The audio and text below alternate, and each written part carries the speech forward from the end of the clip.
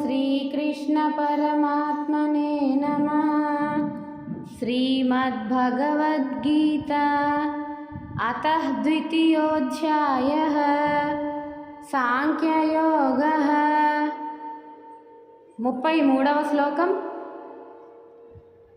अथ चेत्त्वमिमं धर्म्यं संग्रामं न करिष्यसि ततः स्वधर्मं कीर्तिं च हित्वा पापमवाप्स्यसि। నిఘంటువు అతః చేత్ అయినను ఒకవేళ త్వం నీవు ఇమం ఈ ఇట్టి ధర్మ్యం ధర్మయుక్తమైన సంగ్రామం యుద్ధమును నా కరిష్యసి చేయనిచో తతః పిమ్మట స్వధర్మం చ స్వధర్మమును కీర్తిం కీర్తిని హిత్వా పోగొట్టుకొని పాపం పాపము అనే అవాప్స్యసి పొందెదవు। ఈ యుద్ధం నీకు ధర్మబద్ధమైనది, ఒకవేళ నీవు దీనిని ఆచరింపకున్నచో నీ స్వధర్మము నుండి పారిపోయిన వాడవు అవుదువు, దానివలన కీర్తిని కోల్పోయేదవు, పైగా నీవు పాపము చేసిన వాడవు అగుదువు అని శ్రీకృష్ణ పరమాత్ముల వారు ఇంకా హితబోధ చేస్తూ, విజయ ఇప్పుడు జరుగుచున్నది ధర్మయుతమైన సంగ్రామం అనగా ధర్మయుద్ధం, ధర్మోద్ధరణ కోసం జరగనున్న పోరాటం। రాజు ధర్మాన్ని రక్షించాలి, ఎల్లప్పుడూ రక్షిస్తూనే ఉండాలి। ప్రజలను రాజ్యాన్ని ధర్మాన్ని రక్షించటం రాజుల యొక్క విహిత కర్తవ్యమని శాస్త్రాలు ఘోషిస్తున్నాయి కనుక నీవు వీరంతా నావారు అనే నెపంతో యుద్ధం హింసాత్మకం అనే కారణంగా ఈ రణరంగం నుండి వెనుదిరిగినట్లయినచో నీవు శాస్త్రాలను ధర్మాన్ని పాటించిన వాడవే అగుదువు। గుణకర్మల స్వభావాన్ని అనుసరించి 4 వర్ణాలకు విహితమైన కర్మలు నిర్దేశించబడినాయట। ఎవరికి చెప్పబడిన ధర్మాలను వారు ఆచరించినట్లుగా అనగా ప్రజలను స్వధర్మ పరాయణులుగా ప్రవర్తించులాగును రాజు శాసనం చేయాలి, అనగా వర్ణాశ్రమ ధర్మాన్ని రాజు రక్షించాలి। అందుకు ముందుగా రాజే స్వధర్మమునందు కర్తవ్య నిర్వహణ నందు జనులు అందరికీ కూడా ఆదర్శంగా నిలవాలి। కానీ రాజే తన స్వధర్మం విడనాడితే, కర్తవ్య పాలన నుండి వెనుదిరిగితే ఇంకా ధర్మాన్ని ఎవరు రక్షించగలరు? ఇంకా సామాన్యుల మాట ఏమిటి?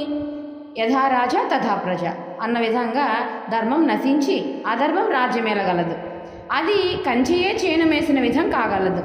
పాండవులు ధర్మజ్ఞులని, ధర్మాచారులని, ధర్మరక్షకులని, ఆపదల యందు కూడా ధర్మాన్ని విడిచిపెట్టరని లోకంలో జనసామాన్యం అనుకుంటూ ఉంటారు। ఇప్పుడు ఈ యుద్ధం చేయకపోతే ఆ ప్రజావళి నమ్మకం బొమ్మ అవుతుంది, స్వధర్మం నిరాకరణం వలన ధర్మం నశిస్తుంది, అలాగే మీరు ఇంతవరకు పొందినటువంటి కీర్తి కూడా పోగొట్టుకొనక తప్పదు, పైగా పాపం కూడా ప్రాప్తించగలదు। అర్జున, నీకు కుమార అస్త్ర విద్యా సందర్శన కాలమందు, ద్రౌపది స్వయంవర సమయమందు, కాండవ దహన కాలమందు, రాజసూయ యాగ నిర్వహణ కాలమందు, అజ్ఞాతవాస కాలమున కౌరవీరులనందరినీ జయించి విరాటరాజు గోవులను మళ్లించు సమయమందు, ఫాలాక్షునే మెప్పించి పాశుపతాస్త్రాన్ని పొందిన ఘనత నీవు జగదేక వీరుడు అనే అనలేని కీర్తిని ఆర్జించి పెట్టాయి। ఆ కీర్తిని నువ్వు కాపాడుకోవాలి।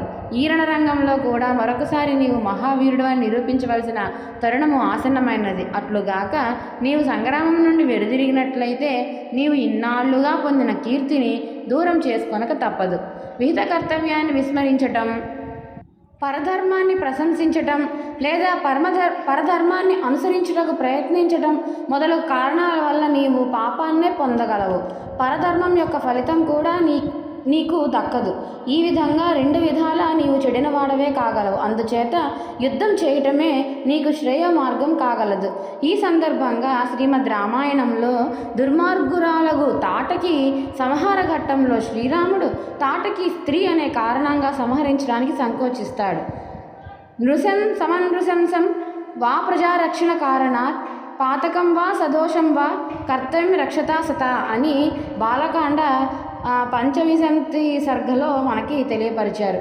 ప్రజలను రక్షించు కారణంగా ధర్మాత్ముడకు రాజు చేయనటువంటి కార్యము క్రూరమైనను కాకపోయినను పాపము దోషములతో కూడినదైనను చేయదగినదే। ఈ పై వాక్యాలను బట్టి తేలిన సారాంశం ఏమనగా ధర్మపరుడైన రాజు ప్రజా సంరక్షణార్థం ధర్మరక్షణార్థం హింసతో కూడుకొనిన కార్యములు చేసినను నిందార్హుడు కాడు.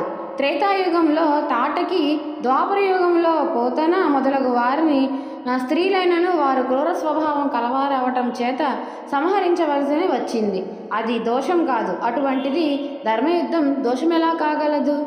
కాబట్టి నువ్వు యుద్ధం చేయడం తప్పదు అని శోకసంద్రంలో ఉన్న అర్జునుల వారికి హితబోధ చేస్తూ స్వామి ఎంతో దివ్యమైన మాటలను మనకు సెలవిస్తూ ఉన్నారు. జై శ్రీకృష్ణ పరమాత్మ జై.